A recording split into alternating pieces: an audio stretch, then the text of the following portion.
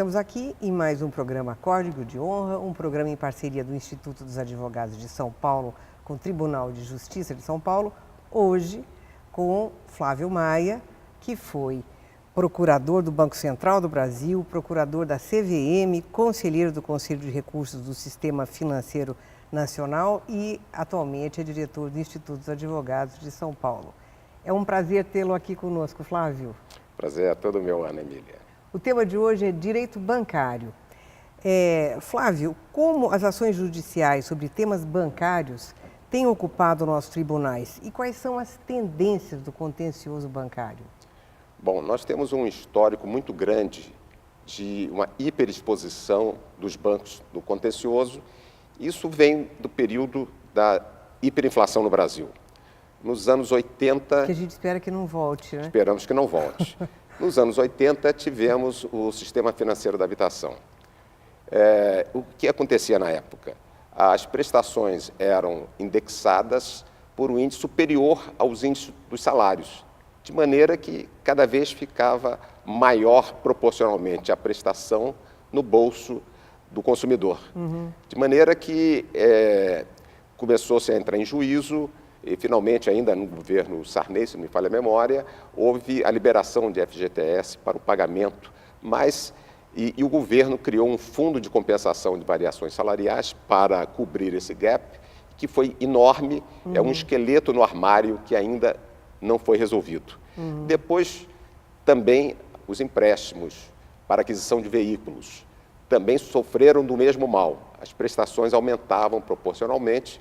Então, houve uma demanda muito grande contra os bancos, porque não se conseguia pagar as prestações. Em alguns tribunais no Brasil, houve até a criação de varas especializadas em busca e apreensão. Tamanho era o volume de demandas. E foram criadas teses, como, por exemplo, que havia uma abusividade, que os bancos não poderiam cobrar mais do que a lei de usura, e esse contencioso teve o seu ápice nos planos econômicos. Final dos anos 80, início dos anos 90, 1991 foi o último plano Collor I, que inflou desmedidamente o contencioso bancário. Hoje, o Supremo Tribunal Federal tem 51% das ações paralisadas no Brasil em função dos planos econômicos. Felizmente, em março desse ano, foi feito o maior acordo da justiça brasileira entre a Advocacia Geral da União, o Banco Central, a FEBRABAN e duas entidades de defesa do consumidor. Durante um prazo de 2 anos, todos aqueles que litigaram em relação aos planos econômicos vão poder fazer um acordo, aderir a um acordo voluntário que pode pôr fim a essa pletora de ações contra os bancos. E com isso dá uma aliviada boa nos tribunais. Aliviada boa nos tribunais. Flávio, e quais temas na área bancária já foram pacificados nos tribunais e quais são os que ainda pendem de pacificação? Bom, como eu disse, o ápice das demandas no judiciário foi na época dos planos econômicos e nos anos subsequentes. E a partir de 2003 houve um trabalho notável, temos que parabenizar o STJ, que tem feito um trabalho excelente no sentido de afetar ao julgamento da segunda sessão e afetar, a título de recurso repetitivo, os grandes temas da área do crédito bancário no Brasil. Assim, em 2003, pacificou-se algo que era até óbvio, que a taxa máxima de 12% prevista na lei da usura não se aplicava aos contratos bancários. Isso foi decidido na segunda sessão do STJ.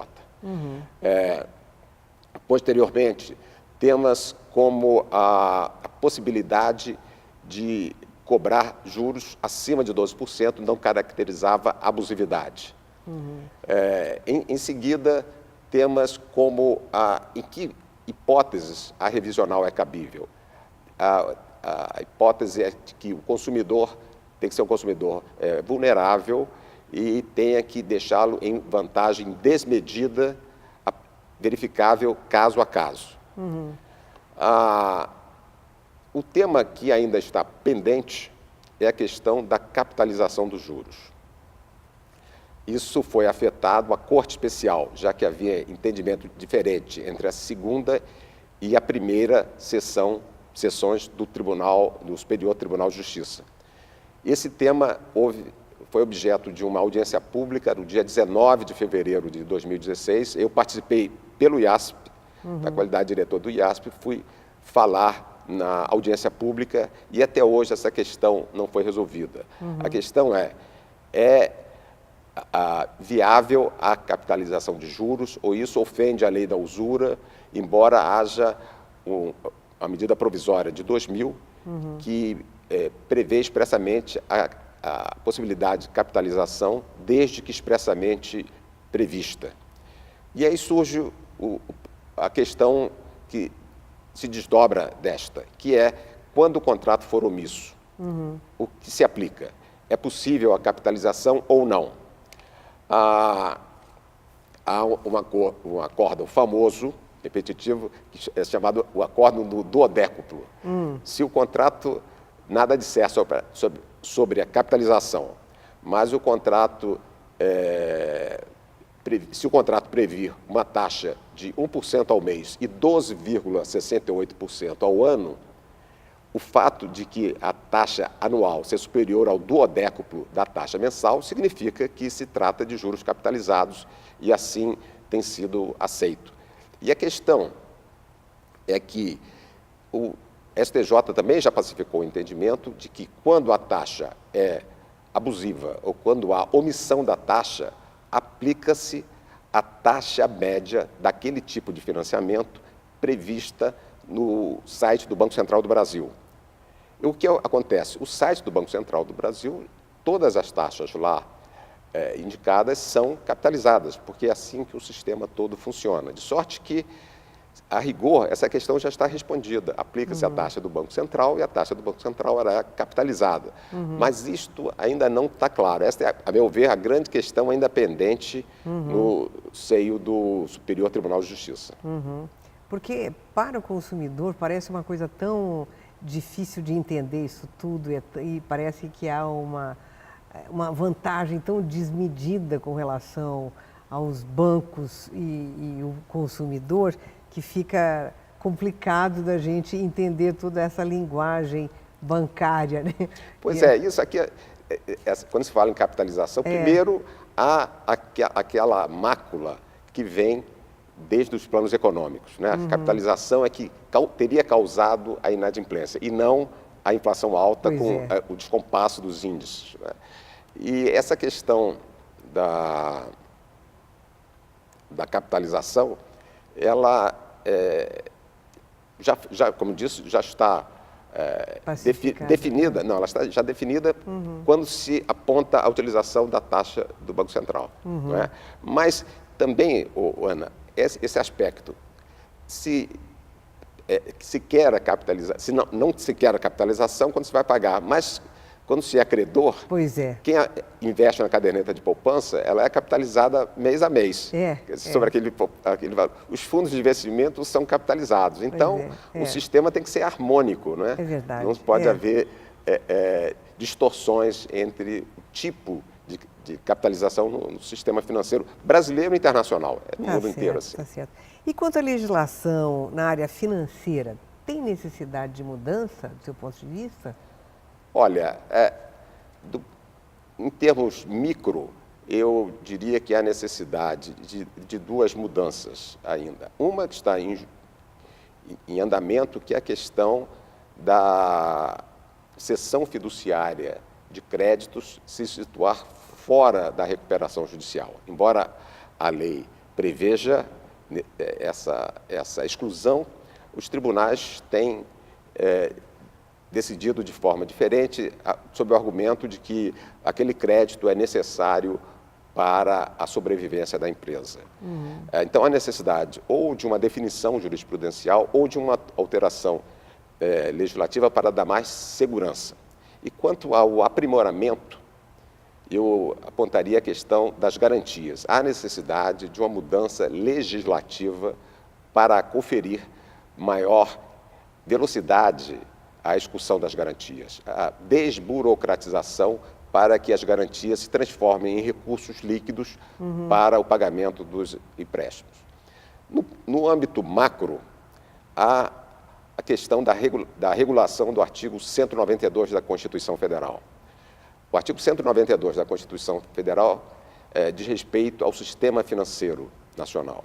E há a previsão expressa de que ele será regulado por leis complementares.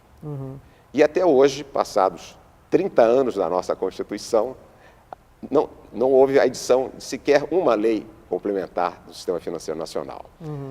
A Lei 4595 de 1964 foi recepcionada pela Constituição Federal e tem vigorado nesses 30 anos da Constituição de 88, sem causar grandes problemas. Pelo contrário, nosso sistema financeiro é sólido, o que demonstra que não há uma urgência, uma necessidade premente de alteração da legislação que rege o sistema financeiro nacional. A grande lacuna, a meu ver, é que não há uma previsão legal para o aporte de recursos públicos em situações limite para evitar o colapso do sistema financeiro nacional, para evitar o que se chama a crise sistêmica. E nós temos exemplos no exterior. Em 2008, com a crise financeira, como nós sabemos, houve a quebra do Lehman Brothers, o banco. O passo seguinte seria a quebra da AIG, a maior seguradora dos Estados Unidos, e o governo americano não deixou quebrar, aportou recursos públicos, sim. O Reino Unido, outro país líder na defesa do livre mercado, da não interferência no Estado, também aportou recursos no Royal Bank of Scotland. Mais recentemente, na Itália, 3 bancos foram salvos com recursos públicos, contrariando até diretivas da União Europeia.